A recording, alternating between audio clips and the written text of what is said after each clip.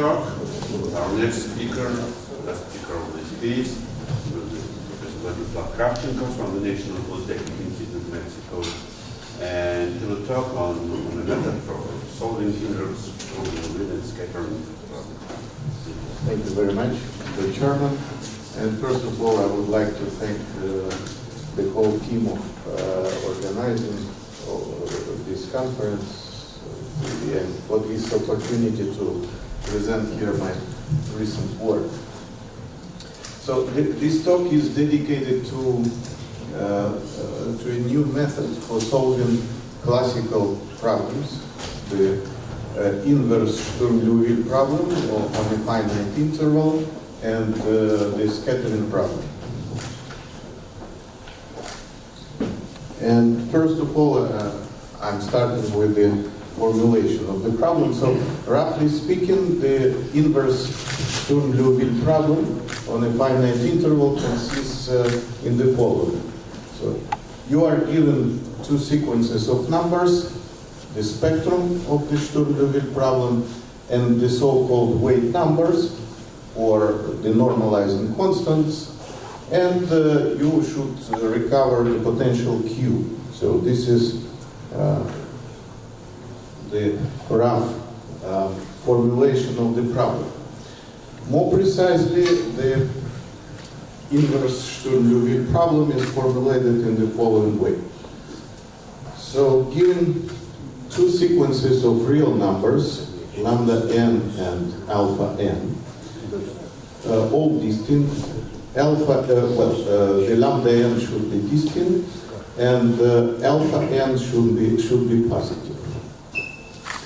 Rho in this talk will be always the square root of lambda. So rho n is the square root of lambda n. So these square roots of lambda n admit the following asymptotics.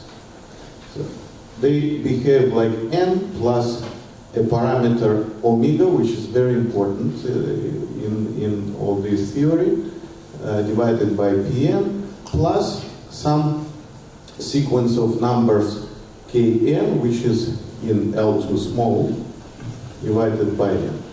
So a smaller member. And the normalizing constants or weight numbers alpha n, they admit these asymptotics, where capital K n is also in L2 small. So the problem is to find the real valued Q and the real numbers h small and h capital, such that lambda n be the spectrum of this Sturm-Liouville problem. So this is a classical setting. I would like to observe that in many approaches, this parameter omega is supposed to be known. And I will show you how, in fact, the knowledge of this parameter is reflected in the effectivity of the solution of the problem using this approach.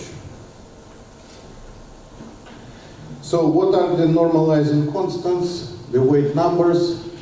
We consider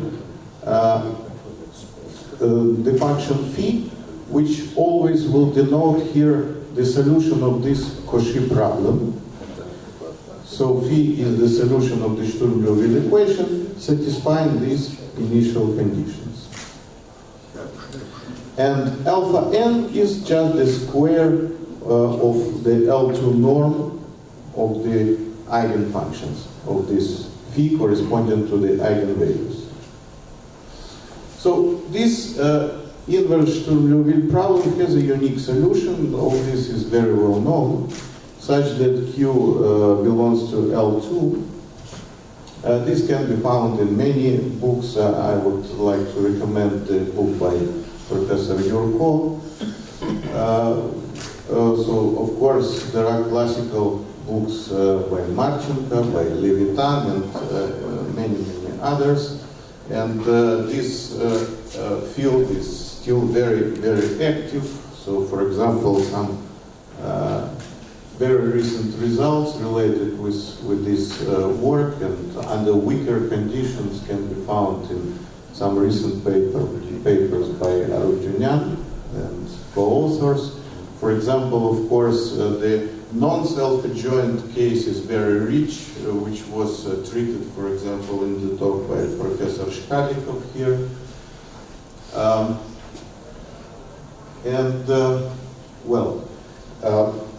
Concerning the numerical methods for solving this problem, so there are available several numerical methods. For example, the small review of existing methods can be found in this paper by Ignatiev and Yurkov. Some techniques can be found also in these papers listed here, and with many references given there. And what is important to mention here is the most efficient methods are iterative here. So the methods are for numerical solving of the problem usually are quite difficult, in fact. So I would like to mention here that, in my opinion, the method which I'm presenting here is the simplest technique, which can be programmed by a student, in fact, with no problem. So this is the advantage of what I'm presenting. Now, the parameter omega, which appears in the asymptotics of the square roots of the eigenvalues, is given by the formula. And, since it is in the asymptotic relation for the eigenvalues, many authors, as I mentioned before, suppose that omega is given because it can be obtained from the eigenvalues, at least numerically. So unfortunately, what I'm presenting up to now is proved under more restrictive conditions. So in this case, the proof is elementary. Under weaker conditions, one should still think how to do it, how to prove all this. But as I will show you, everything works under weaker conditions as well. So here I will assume that Q is from this class, C1, and in this case everything is justified. So this solution of the Cauchy problem, P, admits the following representation. So this is the so-called transmutation or transformation operator, which is just the second kind Volterra integral operator applied to the function cosine. So phi for this problem admits this representation, and the kernel of the transmutation operator is very important in what follows. The results about the existence, the many properties of this kernel G can be found in the book by Levitan, in the book by Marchenko. I would like to recommend also a very nice review paper by Sergei Sitnik.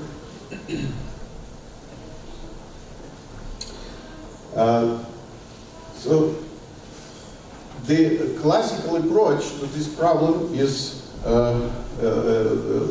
using the work by Gelfand Levitan of 1950. So the kernel of the transmutation operator, the kernel G, can be obtained by solving the so-called Gelfand-Levitan equation, where the kernel in this equation, the function f, is obtained directly from the eigenvalues and the normalizing constants. So rho n here are the square roots of eigenvalues, and alpha n are normalizing constants. Here everything is given. And In fact, if one solves the Gelfand-Levitan equation, so this Gelfand-Levitan equation obtains G, then Q, the potential Q, is recovered just by one derivative from this function G. Okay. Now, what we will use here is our recent result obtained in this paper, together with my colleague from Mexico, Sergei Torba, and another colleague from Venezuela, with Navarro. So, in that paper, we proved that the kernel of the transmutation operator, this kernel G, admits this representation, this representation where P with the subindex stands for the Legendre polynomial, the classical Legendre polynomial, and AN, the coefficients AN, can be computed following a simple recursive integration procedure, which I don't need here. So the only thing which I need from that procedure is this small formula. The very first coefficient in this representation, A naught, is just our solution of the Cauchy problem corresponding to the spectral parameter equal to 0 minus 1. So this formula is the only thing which I need here. And, well, if this transmutation kernel is just put to the representation for the solution phi, then one immediately arrives at this nice formula for computing phi for any lambda. So I told you about this formula, in fact, last year in the same conference. Here, J, the small j, stands for the spherical Bessel function of order k. Okay. So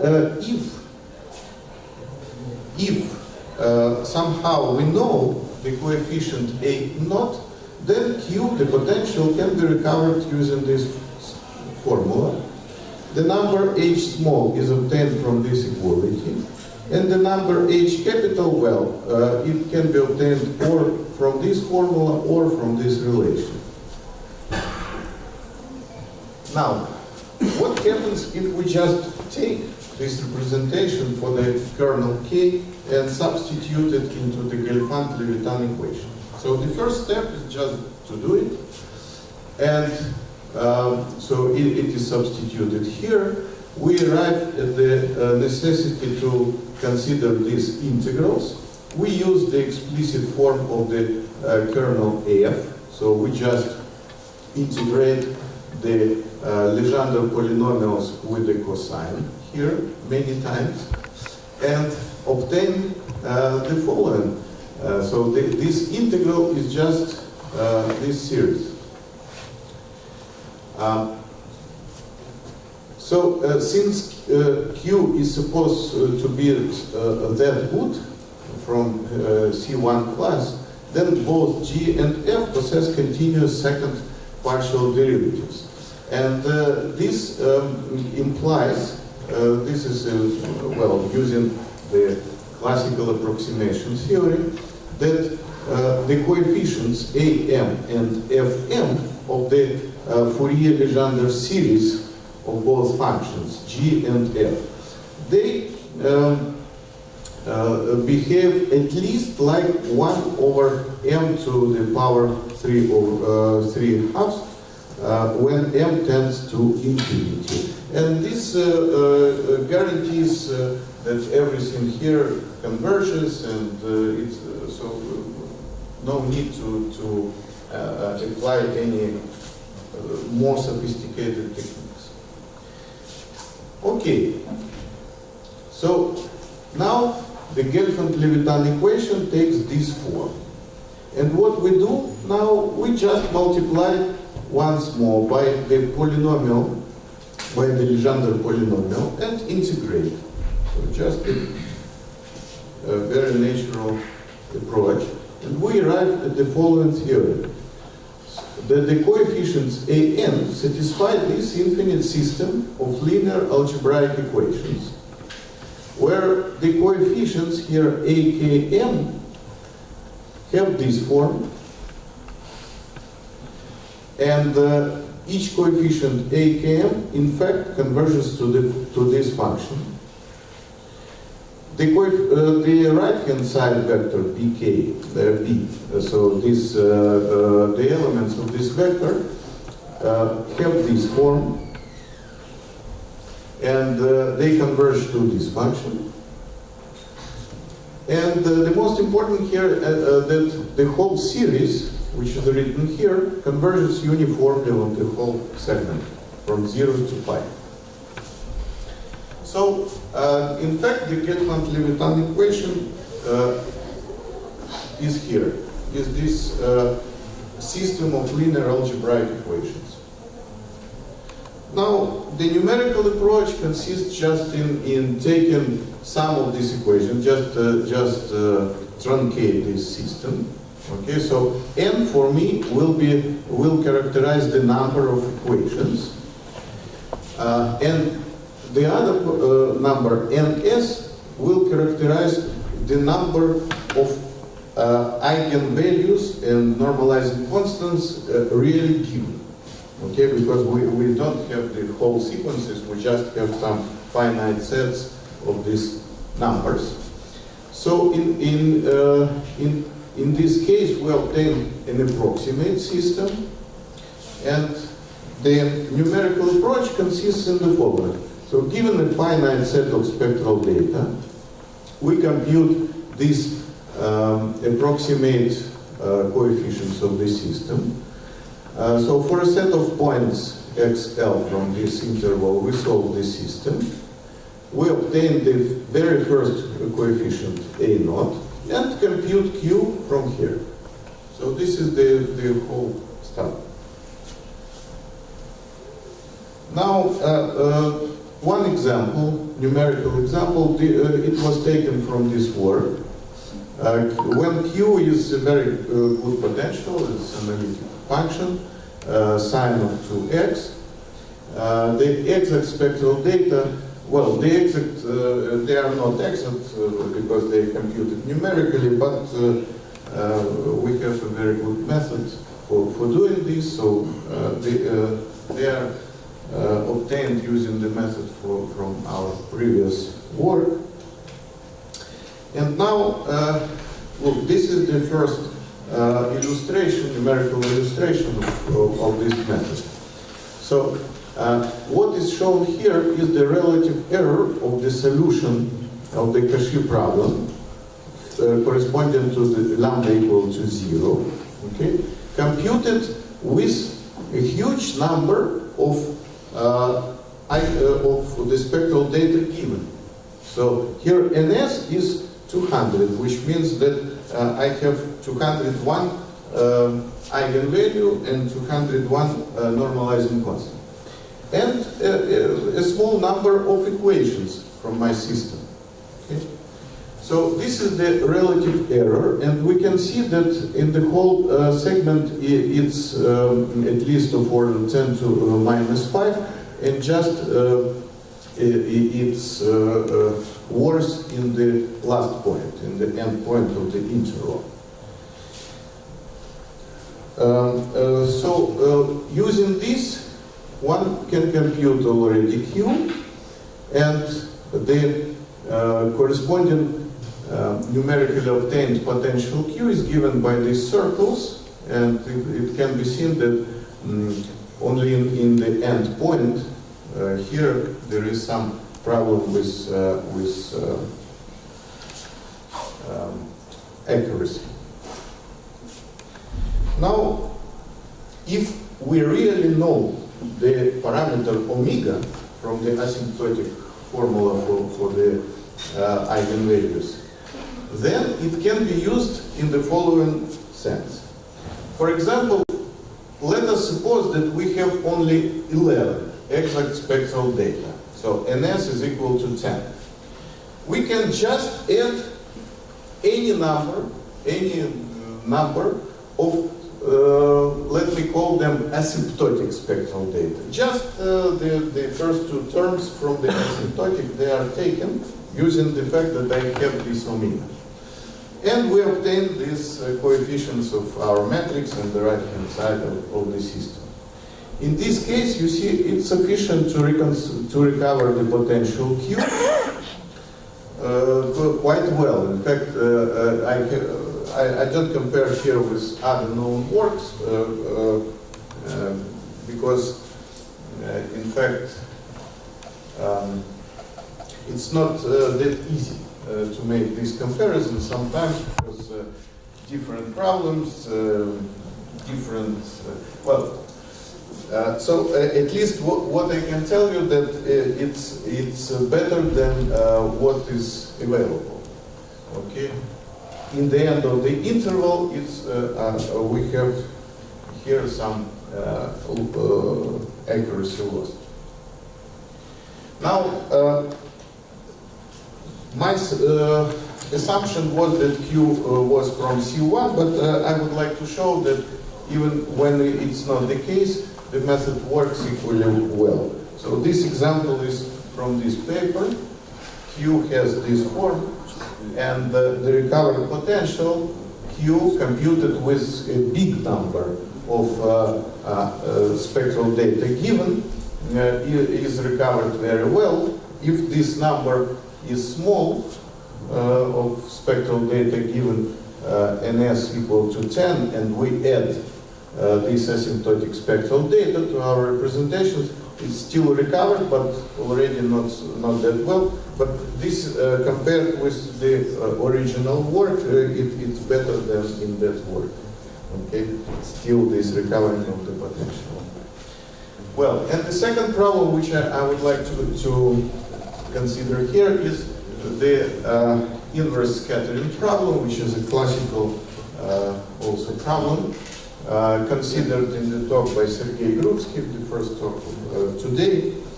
And so Q here is a real valued function. It is supposed to satisfy this condition.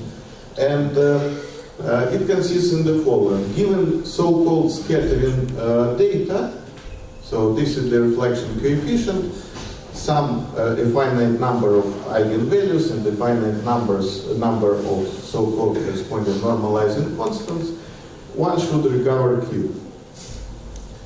So here an important thing is the so-called Jost solution. This is the solution of the Schrödinger equation, which satisfies, for example, in this case, at minus infinity, this asymptotic condition. And then the normalizing constants, they are introduced just in the following. This is the definition of these normalizing constants. G, it is known that, so G here is the analog of phi from the previous part, from the first part. And it is known that G admits this representation, another transmutation operator with the kernel A, okay, applied to the function, to the exponential function. It is known quite a lot about this kernel. So, for example, it's from L2. In fact, it's from L1 as well. And A of xx is equal to this integral of the potential. Okay, here the analog of the Gelfand-Levitan equation is this Gelfand-Levitan-Marchenko equation, which has this form where the kernel F is obtained directly from the scattering data. So R here is the Fourier transform of the reflection coefficient, and tau k, they are related with the eigenvalues in this way. So since every lambda k is negative here, tau k is just a positive number. The potential Q, if we solve this equation, the potential Q is recovered from this equation. So this is a classical thing. Now, what we will do is the following. So first, since A belongs to this space, L2 from minus infinity to x, then it's very easy to prove, it's an exercise, that A admits such a representation where Ln are just Laguerre polynomials, classical Laguerre polynomials. And An, up to now, no idea how to compute them. Okay, no idea. But we do the following. So we just take this representation, put it into the transmutation operator, and obtain our Jost solution. Jost solution. Formally, because we don't know the coefficients, okay, still. So we obtain this representation for the Jost solution with the unknown coefficients An. Okay? So after some tricks, which I am not showing here, one can obtain the equations for the coefficients An. So the coefficients An satisfy the following equations. A0 satisfies this equation, and every consequent An satisfies this equation, okay? Where L is just our Schrödinger operator. But the important point is, so all this sequence doesn't matter. The only important equation here is the first one. So from this equation we can recover Q. To have the differential equations for An doesn't mean that I can calculate them. Okay, it doesn't mean, because I don't know what are the conditions, what are the initial conditions or at infinity for this coefficient An. It's not clear, it's an open question how to do it. But I don't need it for solving the inverse problem. The only point which I need is this, to find A0 somehow and to compute Q from this A0. Okay, this is the approach. So now what we do? Now we do the following. We take this representation for the transmutation kernel A and put it into the Gelfand-Levitan-Marchenko equation. And so after some technique, we obtain the following system for our coefficients An, where Amn have this form. So after calculations, they have this form. This is the discrete part. All this is supposed to be known. This is the continuous part, where I use directly the reflection coefficient S of rho. But unfortunately also here I need some more restrictive conditions to prove all this. So for under weaker conditions one should still look for the ways how to justify all these conversions and so on. So up to now this makes sense. This is completely justified under these conditions. Q is regular, so C1 from minus infinity to infinity, and at minus infinity Q, well, unfortunately I should show this condition, which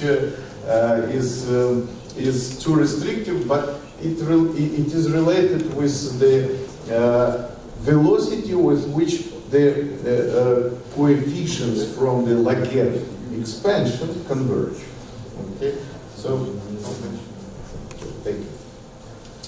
So we obtain this again, the system of linear algebraic equations, from which we need to find just A0, A0, the very first coefficient. So the method consists in the following. Given the set of scattering data, compute this Fm and Amn, solve the system, truncated system of course, and compute Q from this formula. Now, this is a very simple example which can be solved just in an exact form. So here Q is a reflectionless coefficient. The corresponding scattering data in this case are very simple. So just one eigenvalue, one normalizing constant, and no reflection coefficient. The reflection coefficient is 0 in this case. Unfortunately, it is very recent, so I don't have other numerical experiments. And this is how the potential is recovered. In this case, numerically, the absolute error here is, so just for 10, let me say this,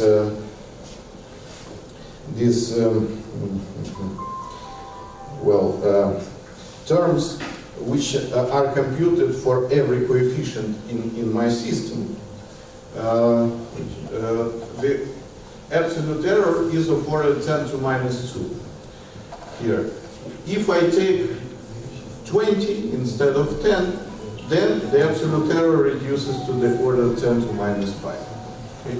So it works, and of course it is applicable in, for other more or less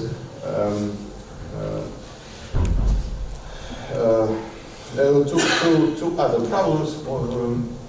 And here, what